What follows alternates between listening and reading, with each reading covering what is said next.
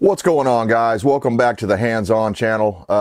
Last night, as I was falling asleep, as oftentimes, I don't know why my brain works this way, but when I'm falling asleep, that's when I kind of, I put everything together. All the pieces start falling into place right when I'm falling asleep. I don't know what that's about, because oftentimes the next day I wake up and I'm like, oh crap, what was that show idea that I had? I was gonna, make this epic video, but for whatever reason, my mind is a lot more creative at nighttime. So that being said, I wanted to approach things in a different way today. For a while now, I've been trying to wake people up, red pill people with these dramatic and sensational headlines and these dramatic, World War III, that's a pretty big freaking deal, if you ask me, especially considering that it could potentially go nuclear. We're seeing these things, these moves around the world. It's not just Ukraine and Russia and basically Europe versus, NATO versus Russia. It's not just that anymore. It's potentially the entire Middle East plus Taiwan. All this stuff's going on, and it looks as if there's only one solution to this one outcome to this whole thing, and that's full-scale World War III, probably nuclear. Hopefully it doesn't go like, end of days nuclear, and they basically, turn the entire northern hemisphere into uninhabited land for who knows how many thousands of years or whatever. Hopefully it doesn't go that far. And you would think, in the past, cooler heads would have prevailed. I think about how presidents like Ronald Reagan dealt with the nuclear threat, the Cold War that was going on during his term and stuff like that. And I think of how cooler heads generally prevailed back in those days. But now it's Katie bar the door. We don't seem to give an F anymore. And we're doing all this stuff and rattling sabers and all the way back to 2014 with people like Victoria Nuland, Barack Obama, Joe Biden, George Soros. The United States spent, like $500 billion overthrowing a duly democratically elected president that was in Ukraine. I think that's a pretty big deal. It's a pretty big deal, and we should take pause and absorb that, And the news that I wanted to share with you guys today was that the Wicked Witch of the West, Victoria Nuland, has actually decided she's going to resign. So she's decided to step down. That's the good news. Anytime you can get one of these rhino war hawks out of office that has done so much damage. Go look at what all her fingers have touched. All the way back to the Iraq war under George W. Bush. So, this woman has had her hands in American politics, behind the scenes, geopolitics, what could potentially lead to world war for a very, very long time. And so I'm glad to hear she's stepping down. The bad news is they're putting someone in her place. I think the guy's name is Bass or something like that. But he was the one that was responsible for the catastrophic Afghanistan withdrawal. So from one really bad deep state actor to the next, meet the new boss, same as the old boss type of thing. So I could talk endlessly about that sort of stuff, but I don't think that really paints the full picture of what's going on here. I could talk about the Supreme Court victory, 9-0. That was a mind blower, that they basically said, no, the states cannot just decide to get rid of someone off the ballot. That's not democratic. That's not normal. We can't do that. If it's going to happen, it has to come through Congress, which is the right way it's supposed to operate. But anyway, as I'm thinking about all this stuff last night, I started thinking, I've seen all of this stuff before playing out in my mind the very first time that I read the 45 Communist Goals for America. And if you're not aware of that, I did a full video where I talked about all 45 communist goals. I think that was one of my mistakes when I made that video, because a lot of them are no longer relevant anymore. That stuff came and went, like the Panama Canal. They wanted to internationalize, the communists wanted to internationalize the Panama Canal. Well, that happened a long ass time ago. I think under Jimmy Carter is when we basically gave away the Panama Canal. Guess who profits from it most now? China. One of the other ones was get China to become a member of the United Nations back, way back in the day. And they did that. And all of these things are a part of the 45 communist goals. So today, what I did was I went through and I read the most relevant of the 45 communist goals, and I didn't number them. I didn't count them up. You guys can go do your own research and see that I'm reading this stuff verbatim right out of the 1963 communist goals as read to Congress. So this is not stuff that's outside of the realm of possibilities. This was read to Congress in 1963, and they have been implementing every one of these rules and goals against you, against your family, against everything good about the United States since at least 1963, and probably before that. By the time we found out about it, they were already, deeply infiltrated in the United States system. So to read through this crap, I'm going to need my ACGs. That's my anti-communist glasses, so I'm going to get those. I highly recommend you guys get yourself a pair of these. Not only do they make you look great, but they'll help you read through the communist propaganda, which is what we're about to do. As read to Congress in 1963. So we have known about this plan for a very long time. And, I know you might discredit it right off the bat and say, oh, well, here you go, talking about communism, blah, blah, blah. That's all you right-wingers ever do, right-wing fanatics, blah, blah, blah. No, I'm fixing to tell you what exactly they did since 1963 to bring us to the brink of destruction that we're facing right now. We're standing before the abyss. Many people are unaware or ignorant. They're looking the other way. But many of us are looking toward that abyss going, hey, I see the end in sight. I see it. And I think I could sit here and tell you guys and point to example after example until I'm blue in the face of all the things they're doing to destroy our country currently. But I think it's a more important history lesson here if we learn what their original goals were and we learn how we got here. Not what's going on right now, but how did we get here? So let's get into this. One of the goals that the communists had in 1963 was capture one or both political parties in the United States. Now let me ask you, every one of my friends have come to me at one point or another and said, man, I just don't get it. I vote for the other guy and the same thing happens. I think one of the most glaring examples of that was the policies and the policy differences between two characters that were totally opposed in ideology, Barack Hussein Obama and George W. Bush, okay? Barack came in, and when he was running for president, he was claiming that, oh, I'm going to be the anti-war guy. All of the Democrats were anti-war at that time. Now they're all pro-war, and they don't see the irony in that. They don't have a problem with that.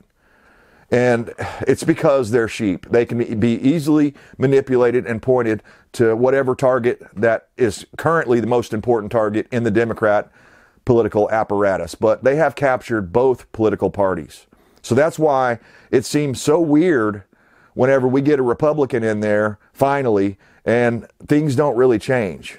They might change a little, but they don't change, in the grand scheme of things, the needle doesn't move very much, no matter who is in office. And I've often been perplexed by that and wondered, how can this be? These people, when they're running, they're completely opposite, but then they get in power and everything stays the same. Again, Barack Obama, anti-war, right? We're going to stop all the wars. Did he stop the wars? No, he didn't. When he got into office, he did more drone strikes than George W. Bush did. He did not pull out of Afghanistan. They may have reduced the troops and stuff to save face, but they didn't do what they claimed they were going to do. And no one holds them accountable from that side of the aisle. One thing I've noticed about the Democrats, and frankly, I'm a little envious of it, anytime one of their own screws up in a public way and the media turns on one of their own, all the Democrats circle the wagons and protect that other Democrat. The Republicans, on the other hand, will quickly shun anyone. Like a great example of that is, what was that guy's name? Hawthorne, the guy in the wheelchair that basically exposed that they're having like cocaine parties and orgies and shit down in D.C., and it's pretty common amongst all Democrat and Republicans to attend these parties. And when he said that, they told him, you better back off of that, and if you don't, Mitch McConnell's going to have your job, buddy. And by God, he did.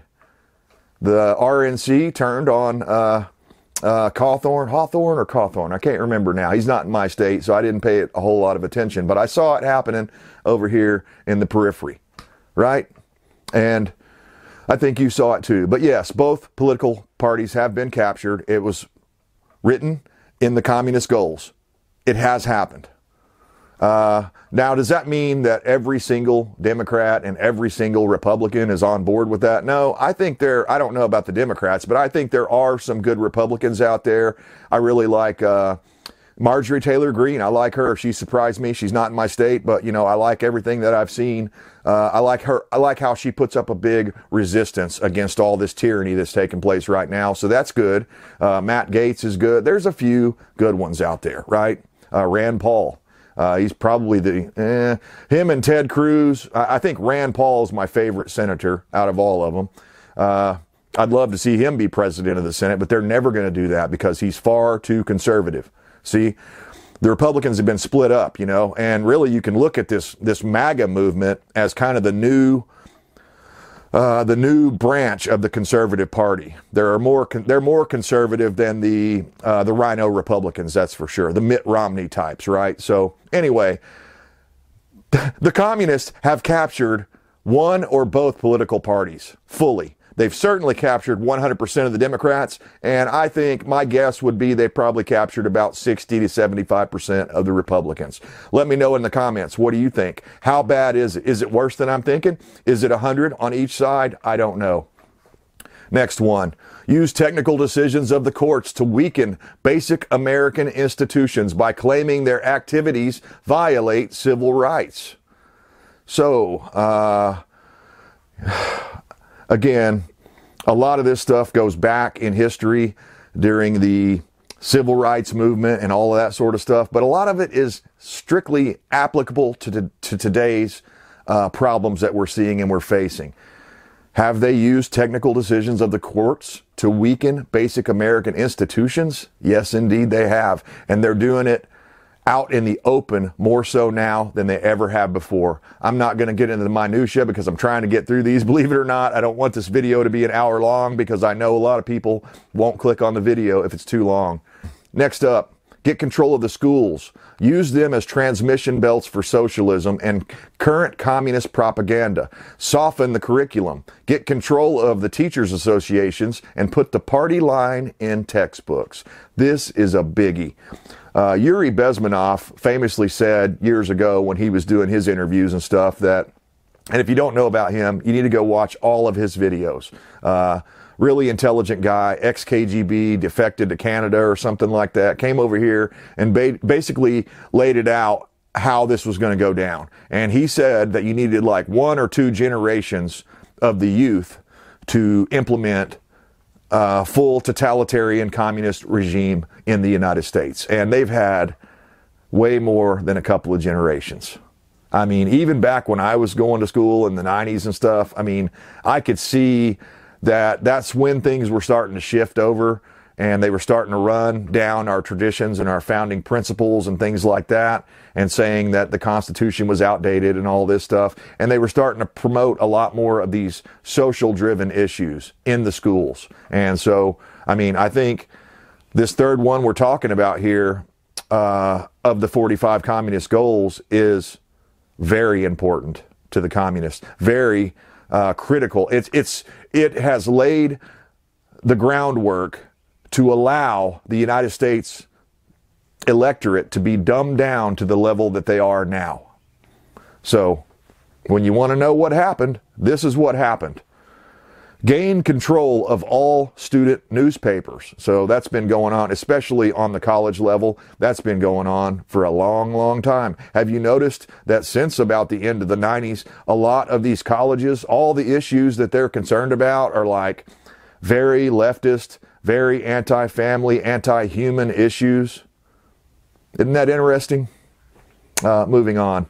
use student riots to foment public protests against programs or organizations which are under communist attack. So they have done that. They have used student riots, and, I can just think of numerous different times when the students were being used and weaponized to protest in favor of either teachers or new curriculum changes and things like that. They will weaponize the students that they have under their charge to further their goals. I mean, it happened to me. I remember I was in 8th grade, I think, and suddenly the teachers union was going to have a big, like a walk-off or whatever they called it. I don't remember, but basically all the teachers told us that, oh, hey, if you want to support teachers and help us, then you guys just don't come to school tomorrow. So they scheduled us to stay home. And, I was a kid that didn't really like being at school anyway, so of course I'm going to take a free day off. So that's how they've done it, guys. And they're doing it over and over and over. It should be illegal to do that, but it's not illegal because, they have the power of the teachers union backing them up. And the teachers union are 100% Democrat, 100% communist controlled. I'm not saying, again, that all teachers are bad. I'm sure there are still some good ones out there, but the people that control, the administrators and things like that, are definitely not looking out for traditional American values. Infiltrate the press, another biggie here. Get control of the book review assignments, editorial writing, and policy-making positions. So have they infiltrated the press? I mean, do we have a free press?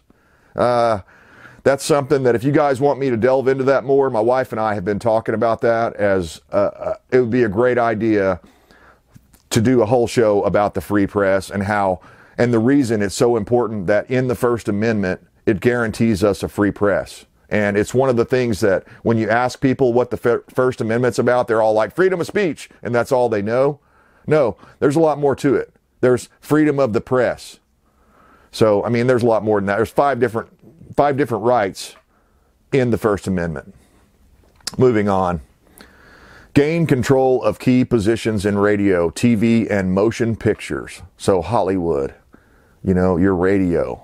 I just heard something a week or two ago. George Soros is using his never-ending supply of money to go out and buy up all the radio stations around the United States of America. So, yeah. Soros is going to be controlling what you hear on your radio. Unfreaking believable that the United States puts up with this sort of stuff. Continue discrediting American culture by degrading all forms of artistic expression. An American communist cell was told to eliminate all good sculpture from parks and buildings, substitute shapeless, awkward, and meaningless forms. I'm reminded of that George Floyd statue. If I can find it in my almost never-ending supply of pictures that I capture on the internet, I'll insert it right here. But there was a statue, a George Floyd statue, and a lot of people said that it looked like a phallic symbol. I'm trying to keep it as PG as I can here, but quite interesting. You might say ugly. You might say, I mean, it has shape to it, but it's like a blob. It's like it's this weird shape. It's communist freaking art.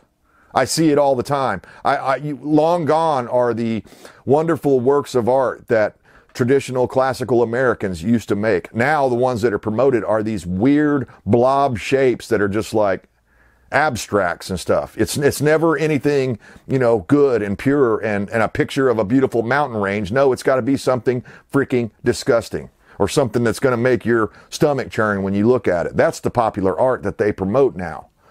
Almost as if they're following the 45 communist goals to the letter. Control art critics and directors of art museums. Our plan is to promote ugliness, repulsive, meaningless art. Let me ask you a question. Do you see ugliness, repulsive, meaningless art in your public parks and your public buildings and, all around? I mean, I see it all the time. It's been so long since I've seen like a classical good piece of art. I don't even look for it anymore. The communists have certainly infiltrated American culture by degrading our art. Eliminate all laws governing obscenity by calling them censorship. and violation of free speech and free press. And that's been going on for quite a while now. I mean, I remember back when I was a kid, you know, there were bands and groups like NWA that were pushing the limits of, you know, how many cuss words and things like that. And then they said that's a violation of free speech. And yet now, fast forward to 2024, and if I say things that YouTube doesn't like about my position or my views on COVID or, you know, anything like that, the LGBTQ community or anything like that, that I might have, you know, a problem with, then I'm banned. So they use our own stuff against us all the time, our own rules against us, just like this. They say, well, if you eliminate obscenity, then you're violating someone's free speech. Meanwhile, they won't let you speak the truth. And no one is saying anything about violations of free speech. Oh, well, that's a private company. They're allowed to do that. Oh, yeah, well, Section 213 or whatever the hell it's called, that gives them the right to ban whoever they want to ban, blah, blah, blah. And it just so happens they only ban one point of view, the conservative point of view. That's what's being banned. Everything else is being promoted on their trending page. Go check it out. You'll see I'm not lying. They promote anything that's corrosive to the American culture. They're promoting it on the trending page. Break down cultural standards of morality by promoting pornography and obscenity in books, magazines, motion pictures, radio, and TV. Well, I mean, that we've already passed that bridge a long time ago, haven't we? And I saw this growing up. I saw things changing in our culture. I was like, wait a minute, you know, this is kind of a little too far, right? And everybody had to one up the person that was just before. So if it was a comedian and the other guy was a little dirty, this guy had to be 10 times dirtier to even get the attention. And, you know, some of that is probably human nature. It's probably natural, one-upsmanship type stuff, right? But some of it has been directed and targeted at the United States of America. So I don't know how much is natural and how much was brought in by this communist list of goals here, but certainly it makes me think.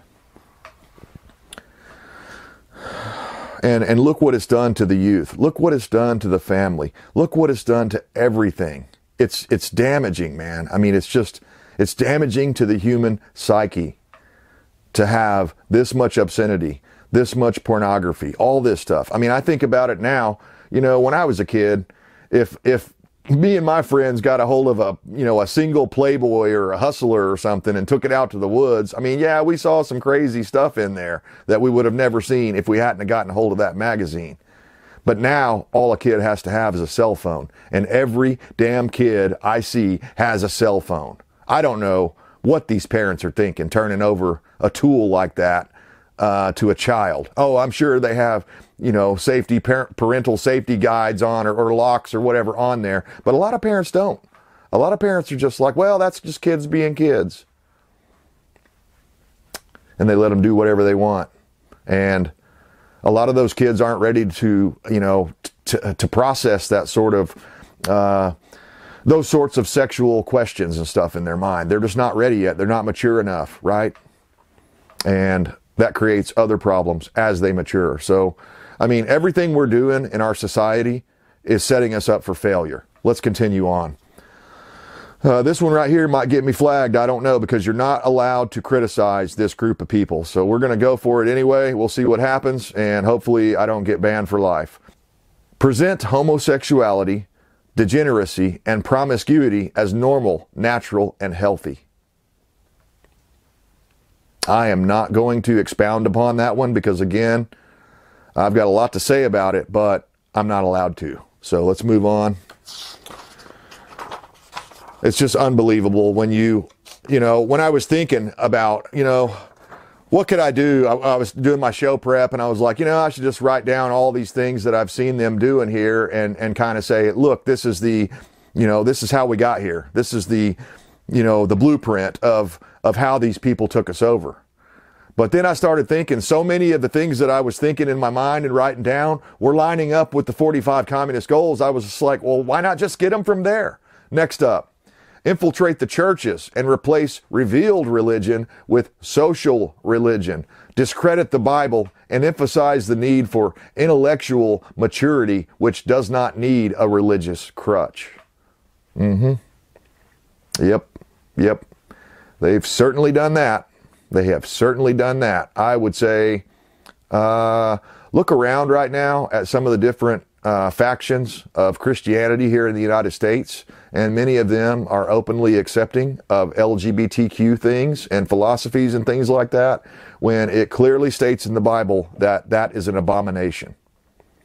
I don't know how they're able to, logic that out in their mind. I don't know how they're able to figure that out, but they have. And a lot of them even allow LGBTQ pastors and stuff like that, and all sorts of other degeneracy that would have been, it would have gotten you kicked out of the church, 100 years ago. But now they're pushing their social religion on you. So, if you want to know where your church stands, look at how they acted under the lockdowns, the unconstitutional lockdowns that kept you from being able to go practice your religion, your freedom of religion. And where were the people? Where were the people raising hell about that? There were a few, but not as many as there should have been. Next up, eliminate prayer or any phase of religious expression in the schools on the grounds that it violates the principle of separation of church and state. Did you know that the separation of church and state is not written in the Constitution or the Bill of Rights anywhere? Discredit the American Constitution by calling it inadequate, old-fashioned, out of step with modern needs, a hindrance to cooperation between nations on a worldwide basis. So the American Constitution is anti-globalist. So we got to get rid of that. It's old-fashioned. How many times have you heard leftists talking about that? Discredit the American founding fathers. Present them as selfish aristocrats who had no concern for the common man. I might also add slave owners, because, we're supposed to apply under the modern logic. We're supposed to apply today's rules, standards, and morals to people from the 1700s and hold them to the same accountability, right? When everything was different back then.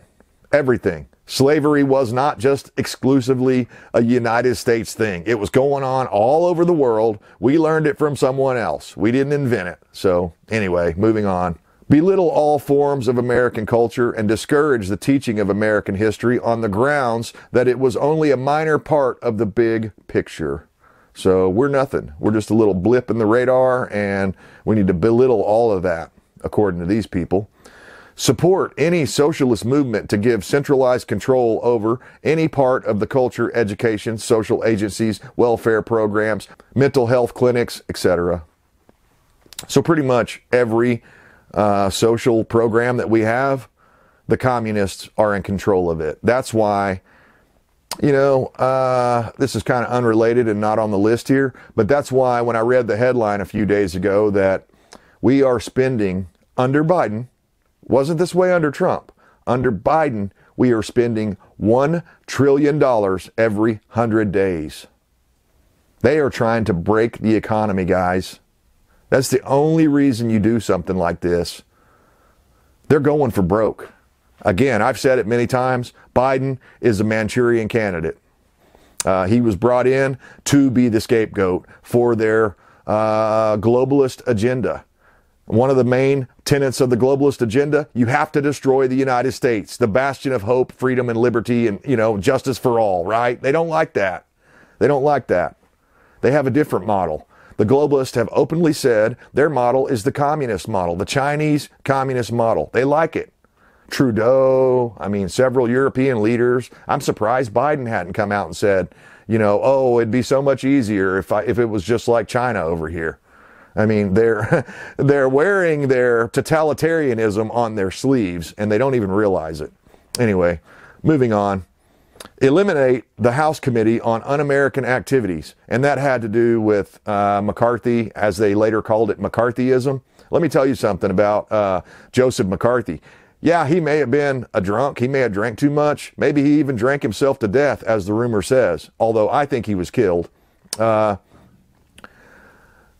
He had some flaws, but the guy was dead on that the commies were infiltrating the United States of America. If anything, he should have been given the rope to do more. He should have been given the lead, the leeway to do more, not less. They shouldn't have pulled his chain and said, oh, no, you're getting too close. They should have given him full support and allowed him to go after and investigate, not necessarily arrest, but investigate every one of these commies. And because it has no place in the United States system. See, but there was a decision made right then, and I think it was Eisenhower was the president at the time. That was before my time, so I may be wrong, but I believe it was Eisenhower that basically pulled McCarthy's reins and was like, no, you can't. You've gone too far. You've gone too far. And then they discredited him. Whether or not he died of alcoholism or really was a drunk like they say, I don't know. You know, because the victors write history, right? And the communists won that exchange. Discredit and eventually dismantle the FBI. Isn't that interesting? How much credibility has the FBI lost just since 2020? Just since all of the weirdness that has happened since Joe Biden took office. How is it outside of the realm of possibility that a lot of people would want to dismantle the FBI, including people on the right? So, I mean, again, what they're doing here, if you don't see this yet, they're attacking every single institution that at one time was good, but has been corrupted and used for evil. Next up, infiltrate and gain control of more unions, meaning they already had control of some in 1963. Now they have more, probably all unions. You know, the idea behind unionizing the labor force back in the day might have been a good intention. But as we all know, the road to hell is paved with good intentions. And it went bad. There was a lot of mafia stuff that went on in the unions, especially in the early days. Go look it up. I mean, it doesn't fit in the United States. And I think the unions have gained so much power, political power, that they can buy your politicians. That's what's been going on for decades and decades. And I really think we shouldn't have unions at all in the United States. We should just have, you know, proper labor rules and laws and things like that, so people aren't being abused like they were before the institution of unions. Infiltrate and gain control of big business. They've done that. They've certainly done that. I think first thing that comes to my mind is people like Jeff Bezos and, you know, what was the lady's name that used to run YouTube? Woke Chicky, whatever. I mean, she hasn't come out and said it, but she's a communist. I mean, I can see by the actions that she makes, the moves that she makes, especially when she was here controlling YouTube. She was a freaking communist. She was certainly helping the communists. So, you know, again, that's the same deal. Jeff Bezos, the Amazon guy, what's the guy's name that owns Google, ABC, Alphabet, whatever it's called. They own YouTube. They're all in cahoots. They're all in cahoots. And we used to have anti-monopoly laws that would have probably applied to some of this sort of stuff, but I don't know what happened to that, if we're just not enforcing that stuff anymore. But when I look at like Google and Amazon and even Walmart and stuff like this, I mean, they have a type of monopoly, and I'm not saying they need to be broken up Standard Oil style, but they definitely have gained a lot of political clout because they have so many stores, so much money, so much control, right? So that's who all your politicians, that's when they go kiss ass, that's whose asses they're kissing. So all of big business, or a lot of it, is gone now. I can't think of very many companies at all that are pro-American anymore.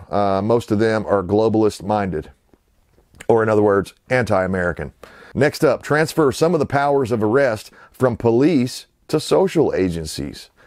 Remember during the George Floyd summer of violence, summer of love?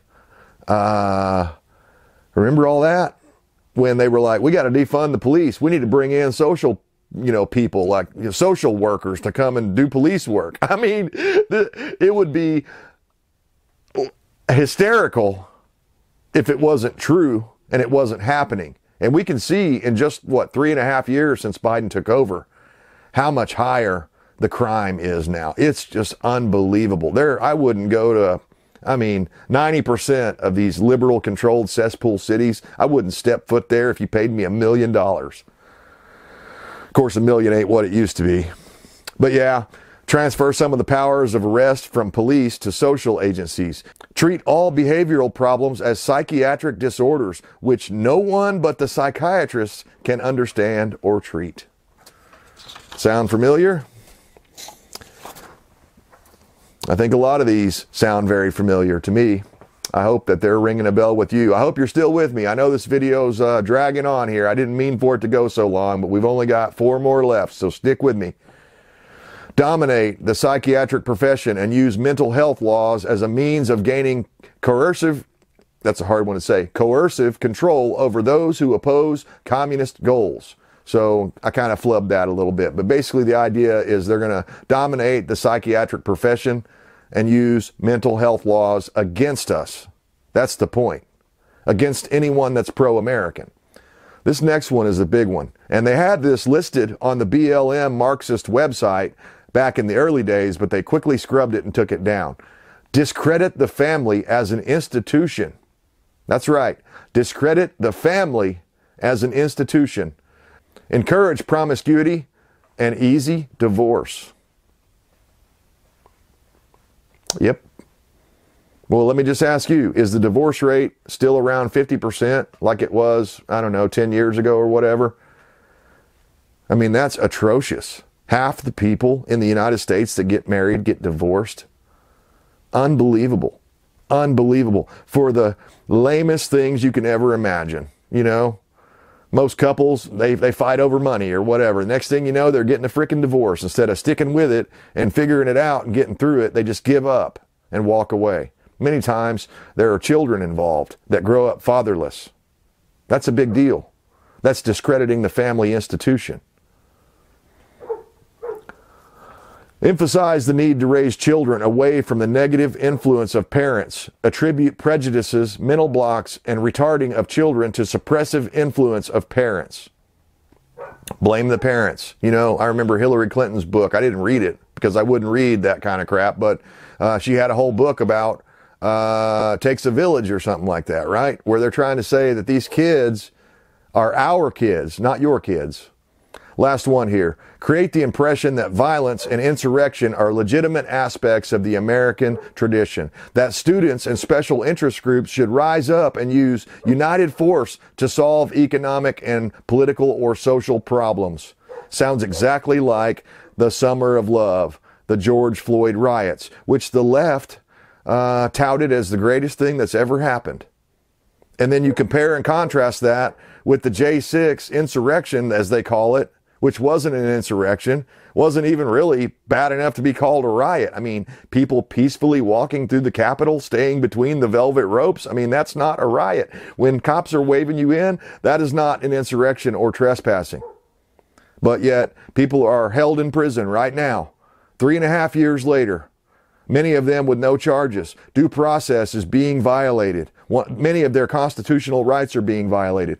I don't know how true it is, but I read a news article last night or the night before that they are actually using loud music and loud noises, construction noises. They had this, I saw this little video clip where it was just like a continuous loud beep going off. I don't really know how to describe it, a tone that was just ear-piercing all throughout this prison. And apparently they're doing this intentionally to torture these J6 prisoners. They're only doing this in one wing, and it's what's called the Patriot Wing, where all the J6 prisoners are being kept. Is that a coincidence? No, it's not. No, it's not.